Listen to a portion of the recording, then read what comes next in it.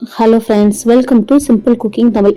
இன்னைக்கு நம்ம சேனல்ல பன்னீரை டீப் ஃப்ரை பண்ணாமலேயே ஒரு சில்லி பன்னீர் ரெசிபி தான் ரெஸ்டாரண்ட் ஸ்டைலில் எப்படி செய்யறதுன்னு பார்க்க போகிறோம். இந்த ரெசிபி ரொம்ப குயிக்காக செஞ்சு முடிச்சிடலாம். இந்த ரெசிபி செய்யறதுக்கு தேவையான பொருட்கள் இவ்வளோ தான். இந்த லிஸ்ட்டை சேவ் பண்ணி வச்சுக்கோங்க. இப்போ ரெசிபிக்குள்ளே போகலாம்.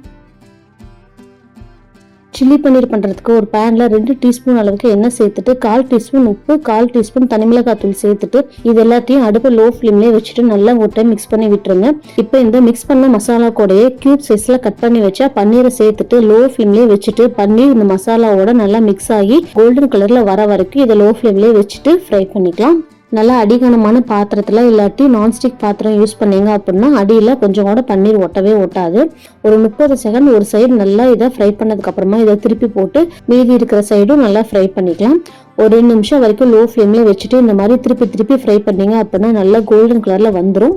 இந்த மாதிரி நம்ம தவா ஃப்ரை பண்றப்ப நம்ம டீப் ஃப்ரை பண்றதை விடவே ரொம்ப சாஃப்டா இருக்கும். பன்னீர் ரொம்ப உடையாது, முழுசா சாப்பிட்றதுக்கு அப்படியே இருக்கும். இப்போ பாருங்க நல்லா ஃப்ரை பண்ணியாச்சு. இப்போ இதை ஒரு பாத்திரத்துக்கு மாற்றி வச்சிடலாம். இப்போ அடுத்ததா சில்லி பன்னீர் பண்ணுறதுக்கு அதே பேனில் 3 டீஸ்பூன் அளவுக்கு எண்ணெய் சேர்த்துட்டு 2 பெரிய வெங்காயத்தை இந்த மாதிரி பொடியாக கட் பண்ணி சேர்த்துட்டு கூடவே 1/4 டீஸ்பூன் அளவுக்கு இஞ்சி பூண்டு பேஸ்ட் சேர்த்துட்டு வெங்காயத்தோட பச்சை வாசனை போகிற வரைக்கும் இதை ஒரு டைம் நல்லா மிக்ஸ் பண்ணி விட்டுருங்க. வெங்காயத்தோட கிரன்ச்சினஸ் போகக்கூடாது, லைட்டாக பச்சை வாசனை மட்டும் போனாலே போதும்.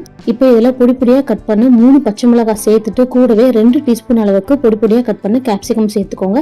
சில்லி பன்னீருக்கு பச்சை மிளகாய் நிறையா சேர்த்து பண்ணி பாருங்க, ரொம்ப டேஸ்ட்டாக இருக்கும். அடுத்ததா இதில் 1 டீஸ்பூன் அளவுக்கு ரெட் சில்லி ஃப்ளேக்ஸ் சேர்த்துக்கோங்க. நல்லா கலர்ஃபுல்லாக இருக்கும், சாப்பிட்றதுக்கும் நல்ல ஃப்ளேவர்ஃபுல்லாக இருக்கும். அடுத்ததா இதில் 1/2 டேபிள் ஸ்பூன் அளவுக்கு சோயா சாஸ், 2 டேபிள் ஸ்பூன் அளவுக்கு டொமேட்டோ கெச்சப் சேர்த்துட்டு கூடவே 1/4 டீஸ்பூன் அளவுக்கு உப்பு சேர்த்துட்டு ஒரு 1/2 கப் அளவுக்கு தண்ணி சேர்த்துக்கோங்க. இப்போ இது எல்லாத்தையும் நல்லா மிக்ஸ் பண்ணி விட்டுடலாம். வேற எந்த சாஸும் சேர்க்க வேண்டாம். Red chilli sauce, green chilli sauce எதுவும் சேர்க்க வேண்டாம். அதெல்லாம் சேர்க்கறப்ப ரொம்ப புளிப்பா போயிடும். இப்போ இதை நல்லா மிக்ஸ் பண்ணி விட்டதுக்கு அப்புறமா ஃப்ரை பண்ண பன்னீர் சேர்த்துட்டு ஒரு டைம் மட்டும் நல்லா கலந்து விட்டுருங்க. பன்னீர் ஆல்ரெடி நல்லா குக் ஆயிடுச்சு. இதை தனியாக வேக வைக்க தேவையில்லை. லைட்டாக ஒரு டைம் மட்டும் மிக்ஸ் பண்ணி விட்டுட்டு கடைசியாக இதில் கொத்தமல்லி தலையை தூவி இறக்கிடலாம். இந்த ரொம்ப சிம்பிளான நோ டீப் ஃப்ரை சில்லி பன்னீர் ரெசிபியை உங்கள் வீட்டிலேயே கண்டிப்பாக ட்ரை பண்ணி பாருங்கள். ட்ரை பண்ணி பார்த்துட்டு எப்படி வந்துச்சுன்னு எனக்கு கமெண்ட்ஸில் சொல்லுங்கள். நம்ம சேனல்லேயே நிறைய சைனீஸ் ரெசிபிஸ் போட்டிருக்கோம், அதோட லிங்க்கும் டிஸ்கிரிப்ஷனில் தரேன், கண்டிப்பாக செக் பண்ணி பாருங்கள். நம்ம சேனல் பிடிச்சிருந்தா லைக் பண்ணுங்கள், ஷேர் பண்ணுங்கள், மறக்காமல் சப்ஸ்கிரைப் பண்ணுங்கள். தேங்க்யூ.